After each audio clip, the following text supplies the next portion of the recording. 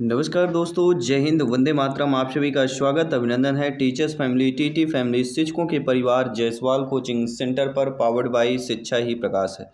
दोस्तों, आज की क्लास में हम बात करेंगे एमपी टेट बायोलॉजी चयन परीक्षा 2023 का जो सिलेबस के अकॉर्डिंग आपकी क्लास चल रही है, और चैप्टर है आपका जंतु जगत का वर्गीकरण। ये क्लास नंबर 8 है बाई जायसवाल कोचिंग सेंटर। इसके पहले 7 क्लासेज कंप्लीट हो चुका है, एनसीईआरटी बेस्ड क्वेश्चन कंप्लीट कर चुके हैं, जिसका प्लेलिस्ट यहाँ पे आई बटन पे लिंक ऑलरेडी दे दिया गया है। तो चलिए देर न करते हुए शुरुआत करते हैं। क्या आप सभी लोग तैयार हैं? तो आप सभी लोग तैयार हो जाइएगा। यहाँ पे महत्वपूर्ण हम जंतु जगत के वर्गीकरण से इस क्लास में दोस्तों इम्पोर्टेंट जो है 40 क्वेश्चन एनसीईआरटी बेस्ड करने वाले हैं, जो 11th क्लास से लेके पोस्ट ग्रेजुएशन लेवल तक के आपके प्रश्न रहने वाले हैं। जिसमें से पहला प्रश्न आपके स्क्रीन पर है कि कीटों में कितनी जोड़ी जो है टांगे होती हैं। जो कीट होते हैं इनमें जो है कितनी जोड़ी जो है टांगे होती हैं, 1 जोड़ी, 2 जोड़ी, 3 जोड़ी, 4 जोड़ी। 4 में से एक ऑप्शन में आपको कमेंट करके इसका राइट आंसर बताना।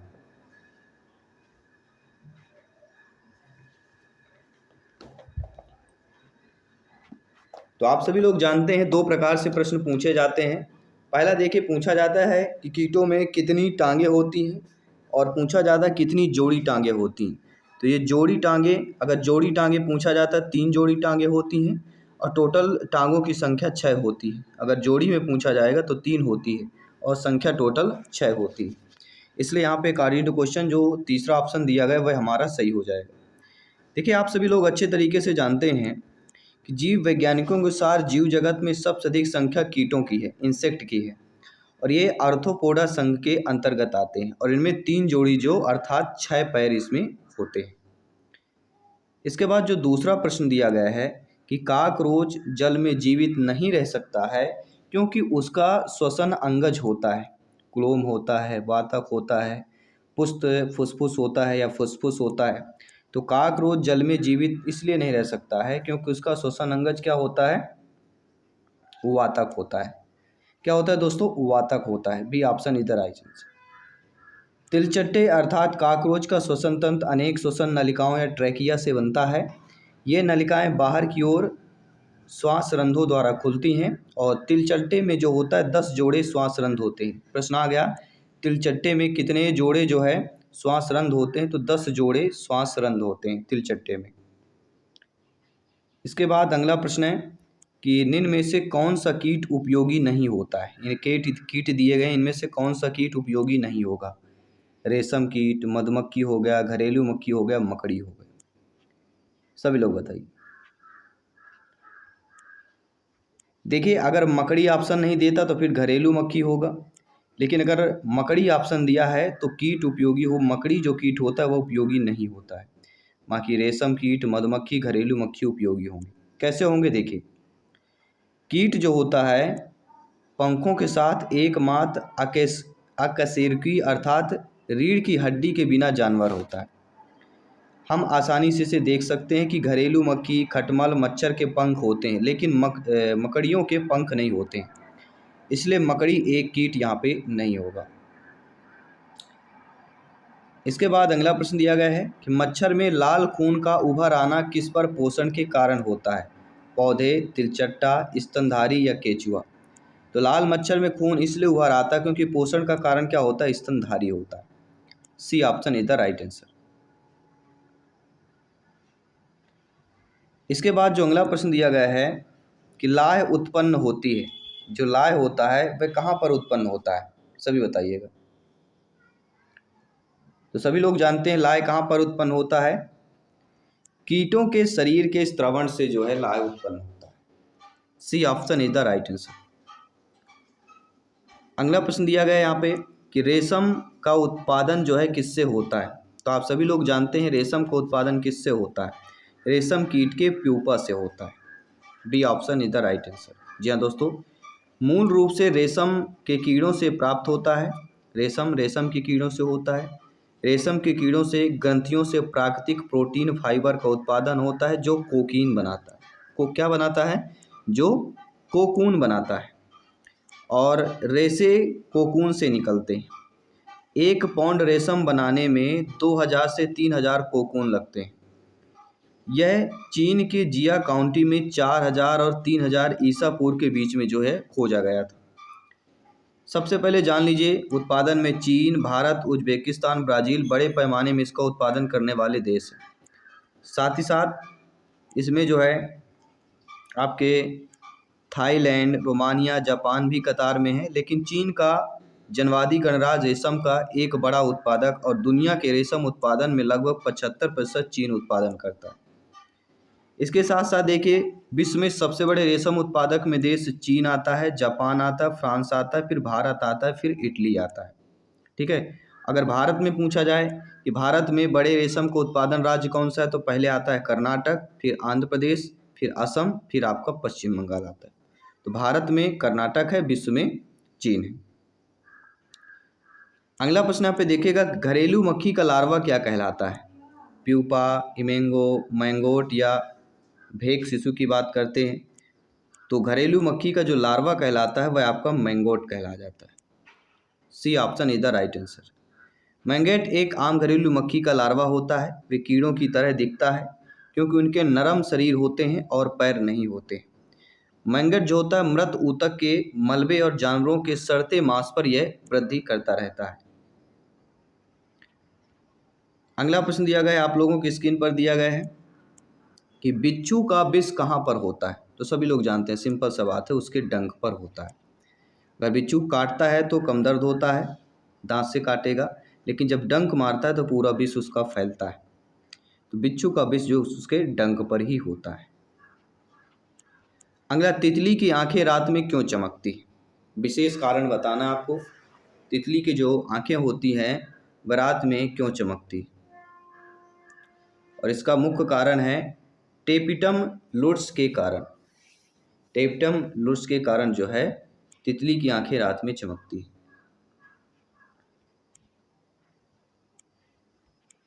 इसके बाद अगला प्रश्न है जो कि बहुत इंपॉर्टेंट प्रश्न हो जाता है कि निद्रा जो रोग है वह फैलती है या फैलाती है? कौन फैलाती? सीसी मक्खी, सैंड फ्लाई, खटमल या जू? देखिए, जो निद्रा रोग होता है वह कौन सी मक्खी फैलाती है? वह होती है सीसी मक्खी। जी हाँ दोस्तों, सीसी मक्खी जो होता है जिसे हम ये अफ्रीका में पाए जाने वाला एक प्रकार का मक्खी होता है। यह कीट प्राय सहारा और कालाहारी मरुस्थल के बीच मध्य अफ्रीका में निवास करता है। यह मक्खी एक परजीवी है जो मनुष्य एवं जानवरों का रक्त पीकर जिंदा रहती है और सीसी मक्खी के कारण निद्रा रोग होता है, स्लीपिंग सिकनेस।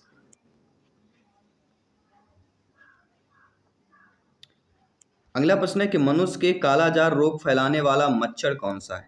सभी जानते हैं, जब भी कालाजार की बात की जाती है एक ही नाम आता है, सैंड फ्लाई। जी हाँ दोस्तों, मनुष्य में कालाजार रोग फैलाने वाला जो मच्छर है वह सैंड फ्लाई है। और सैंड फ्लाई को और किस नाम से जाना जाता है ये भी हम जानेंगे। देखिए, कालाजार जो होता है जीनियस लीशमैनिया के एक परजीवी प्रोटोजोआ के कारण देश में उत्पन्न धीमी गति से फैलने वाली एक बीमारी है और इसे रेतीली मक्खी द्वारा फैलता है। क्या बोला जाता है? सैंड फ्लाई को रेतीली मक्खी भी बोला जाता है। देखिए, अगर हम बात करें जो ऑप्शन दिया गया एनोफ्लीज मच्छर के बारे में, एनोफ्लीज मच्छर जो होता है यह मलेरिया फैलता है, एक बार में 100 से 150 अंडे देता है। प्रश्न आ गया, एनोफ्लीज मच्छर एक बार में लगभग कितने अंडे देता है? 50 से 100, 100 से 150, 150 से 200, ये 0 से 50, तो 50 से 100 अंडे एक बार में, 100 से 150 अंडे देता है। मादा एनोफ्लीज 1 से 2 महीने तक जीवित रहती है। यह रात में सक्रिय होती है। एनोफ्लीज मच्छर गंदे और साफ पानी दोनों में पनप सकते हैं, कोई ज़रूरी नहीं। सीसी मक्खी की अगर बात करते हैं, जो हमने आपको बारे में बताया, ये ट्रिपैनोसोमियासिस मनुष्य और जानवरों को एक रक्त चूसने वाले कीट के रूप में जाना जाता है। और सीसी मक्खी में जीनस ग्लोसिना की सभी प्रजातियां शामिल होती हैं। और सीसी मक्खियां घर की मक्खियों की तरह होती हैं जिनका आकार 8 से 17 मिलीमीटर तक होता है। क्यूलेक्स मच्छर के बारे में आपने पढ़ा होगा, यह फाइलेरिया फैलाता है। मादा 150 से 200 अंडे देती है। क्यूलेक्स जो मच्छर होते हैं, शाम के समय सभी लोगों को यह काटती है। यदि एक संक्रमित मादा अंडे देती है तो इससे पैदा होने वाले सभी मच्छरों में पहले से ही संक्रमण होगा और किसी भी स्वस्थ आदमी को काट कर उसे बीमार कर सकता है। तो क्यूलेक्स मच्छर एक बार में कितने अंडे देता है? 150 से 200 अंडे। इसके बाद आती है आपकी रेतीली मक्खी। रेतीली मक्खी की लंबाई 3 मिलीमीटर छोटे आकार की होती है। ये मुख्यतः उष्णकटिबंधीय क्षेत्रों में पाई जाती है, लेकिन कुछ प्रजातियां दुनिया के समशीतोष्ण क्षेत्रों में भी पाई जाती हैं और यह लोगों, कुत्तों, बिल्लियों, घोड़े आदि पशुओं में यह संक्रमित कर सकता है। इम्पॉर्टेंट ये भी जानना जरूरी कि रोनाल्ड रास को मलेरिया पर उनके शोध के लिए 1902 में चिकित्सा के क्षेत्र में नोबेल पुरस्कार दिया गया था। रोनाल्ड रास को किस पर शोध में? मलेरिया के शोध पर दिया गया था। कब दिया गया? चिकित्सा के क्षेत्र में नोबेल पुरस्कार 1902 में दिया गया था। ये भी छोटी छोटी चीज़ें हैं जो इम्पोर्टेंट अपने माइंड पे स्टोर करते रहना है। दोस्तों, कीट वर्ग के जंतुओं का एक विशिष्ट लक्षण होता है, वो विशिष्ट लक्षण बताना है। कितना होता है? तो 3 जोड़ी पाद का होता है। कीट वर्ग के जंतुओं का विशिष्ट लक्षण होता है जो 3 जोड़ी पाद का लक्षण होता है। मलेरिया रोग का कौन सा वाहक या वेक्टर होता है? तो सभी लोग जानते हैं, मादा एनोफ्लीज की बात करते हैं, डी ऑप्शन की बात करते हैं। इसके साथ साथ कि कटल फिश के नाम से जाना जाता है, लिलिगो, सीपिया, पाइलिया, टेरिडो। तो आप सभी लोग जानते हैं कटल फिश के नाम से कौन जाना जाता है, और वह दोस्तों आपका है सीपिया। जी हाँ दोस्तों, समुद्री फेनी जिसे हम कहते हैं कटल फिश या समुद्री फेनी, ये सेपाइडा जीव वैज्ञानिक गण के समुद्री प्राणी होते हैं। ऑक्टोपस, स्क्विड और नेटलेस के साथ समुद्री फेनिया, शीर्षपाद, सेफेलोपोड जीव वैज्ञानिक वर्ग के सदस्य होते हैं। तो कैटल फिश को समुद्री फेनी के नाम से भी जाना जाता है, तो आपको बिल्कुल कन्फ्यूजन नहीं होना है कि आप लोग एग्जाम में कन्फ्यूज हो जाएं। अगला, ऑक्टोपस एक क्या है? तो सभी लोग जानते हैं ऑक्टोपस क्या कहलाता है, सभी बताइए। बहुत ही सिंपल सी यहाँ पे प्रश्न पूछा गया है। ऑक्टोपस एक मृदुक कवची कहलाता है। D option is the right answer. इसके बाद अगला है कि डेविल फिश के नाम से जाना जाता है। तो डेविल फिश के नाम से कौन जाना जाता है, सभी बताइएगा।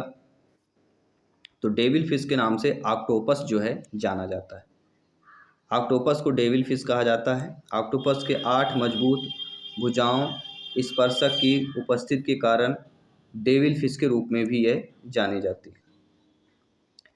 अगला कि ऑक्टोपस में भुजाओं की संख्या कितनी होती? तो नाम से ही ऑक्टो मतलब 8, ठीक है। तो डी ऑप्शन यहाँ पे सही हो जाएगा, जो कि सिंपल सा यहाँ पे पूछा गया है, कोई इतना कठिन भी नहीं है कि जो आप लोगों को कठिन स्तर लगे। अगला जो प्रश्न है कि एनलिडा और मोलस्का के बीच के योजक कड़ी कौन सी कहलाती है? नोप्लिना, किंटोडर्मा, डेंटेलम या यूनियो की बात करते हैं। तो एनीलिडा और मोलस्का के बीच जो योजक कड़ी हमारी कहला जाती है, वह कौन सी कहला जाती है? और वह कहला जाती है Neopilina. First option is the right answer. अगला, तारा मछली इनमें से किस संघ का प्राणी कहलाता है? तो तारा मछली जो होती सभी लोग जानते हैं आपके इकाइनोमेंटा संघ का प्राणी कहला जाता है तारा मछली। D option is the right answer.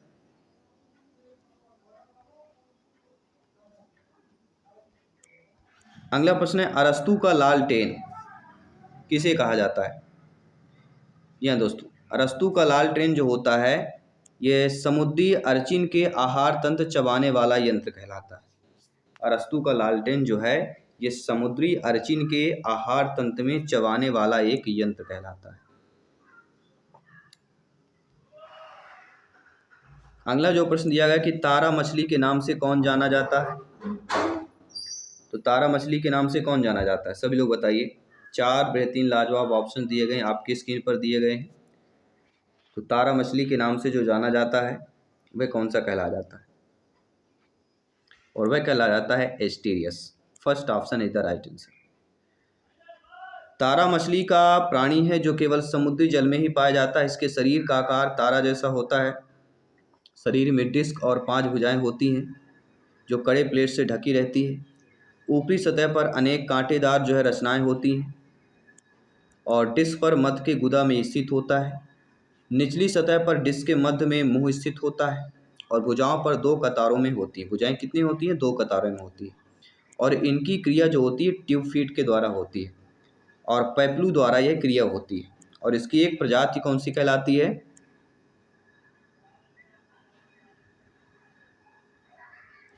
घोंघेज को लोग बड़े चाव से इसे खाते भी। इसके बाद जो अगला प्रश्न है, थोड़ा सा डिफिकल्ट प्रश्न है, ध्यान दीजिएगा इस प्रश्न को,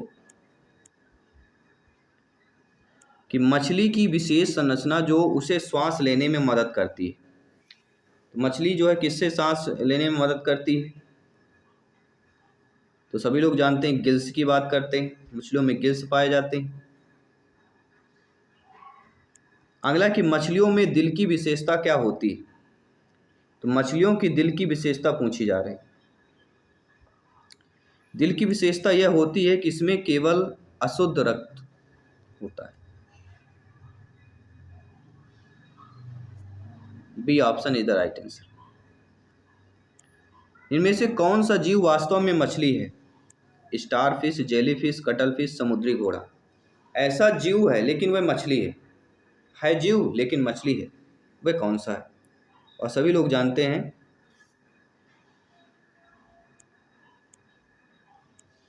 समुद्री घोड़ा इज द राइट आंसर। प्रश्न की अगला प्रश्न है कि इनमें से कौन मछली नहीं? ये बताना कि कौन इसमें से मछली नहीं, सभी लोग बताइए।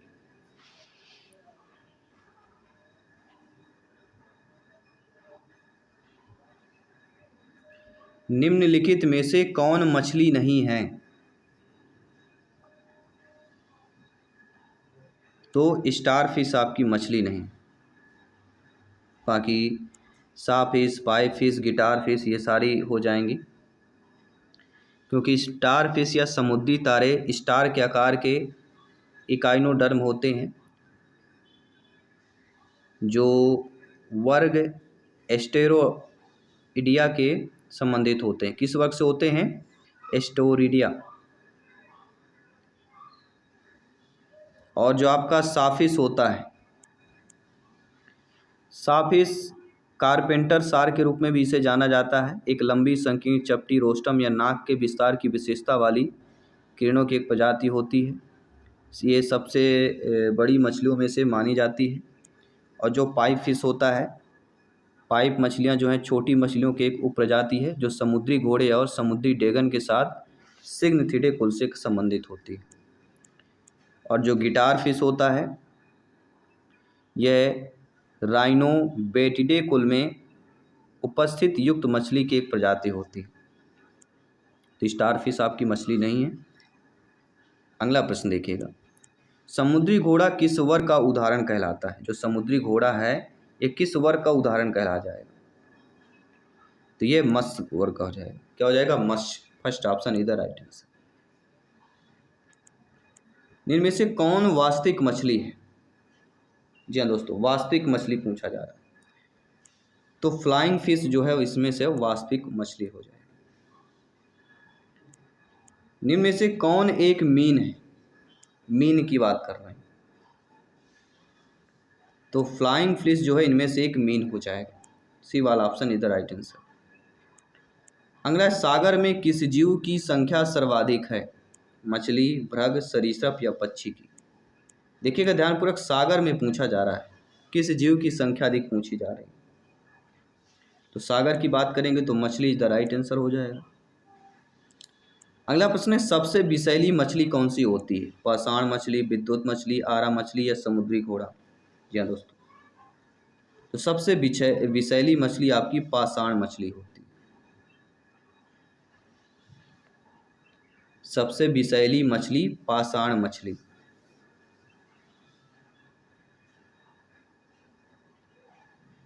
देखिए, पाषाण मछली के बारे में अगर हम जानें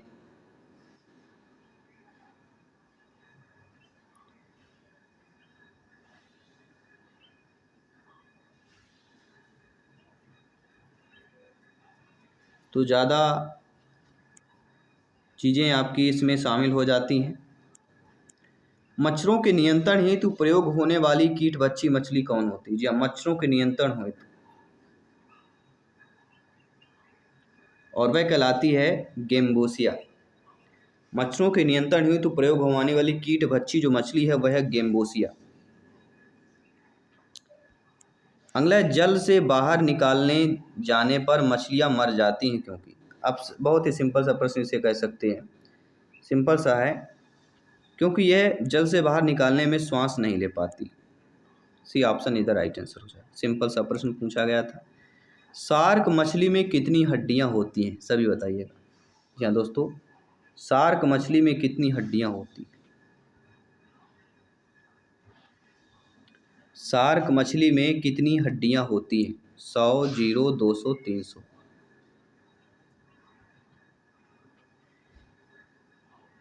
देखिए, शार्क के शरीर में कोई हड्डी नहीं होती। हड्डियों की संख्या कितनी होती है? 0 होती। देखिए, कार्टिलेज हड्डी की तुलना में बहुत हल्का होता है, जो महत्वपूर्ण है क्योंकि शार्क के पास तैरने वाला मूत्राशय नहीं होता। इसके बजाय उन्हें उछाल प्रदान करने के लिए अपने बड़े तेल से भरे जिगर पर भरोसा करना पड़ता है, इसलिए वास्तव में भारी कंकाल उनके लिए एक बड़ा नुकसान होगा। ठीक है, इसलिए इनकी हड्डियां नहीं होती। आइए बात करते हैं अगले प्रश्न की। एम्फीबिया क्या बनाता है दोस्तों? तो एम्फीबिया जो होता है वह जल एवं स्थल दोनों पर ही रह सकने वाला पशुओं को बनाता है। एम्फीबिया बनाता है जल एवं स्थल पे दोनों पे रहने वाले पशुओं को बनाता है। अगला, कि केवल नर मेढक टरटराते हैं क्यों? मादा मेढक क्यों नहीं टरटराती? केवल नर मेढक ही टरटराते हैं, आवाज करते हैं। इसका रीजन क्या है? देखिए, केवल नर मेढक टरटराती इसलिए क्योंकि मादा मेढक में वाक कोष नहीं होता, इसलिए मादा नहीं टरटराती। यानी जिस मेढक में वाक कोष होगा, वाक मतलब बोलने वाला कोष, केवल नर मेढक पर ही होता है, इसलिए नर मेढक टरटराता है। इसके बाद है कि मेढक का लार्वा क्या कहलाता है? प्यूपा, मैंगोट, कैटरपिलर या टेडपाल? तो टेडपाल आपने शायद सुना भी होगा नाम। जी हाँ, मेढक के लार्वा को ही टेडपाल कहा जाता है।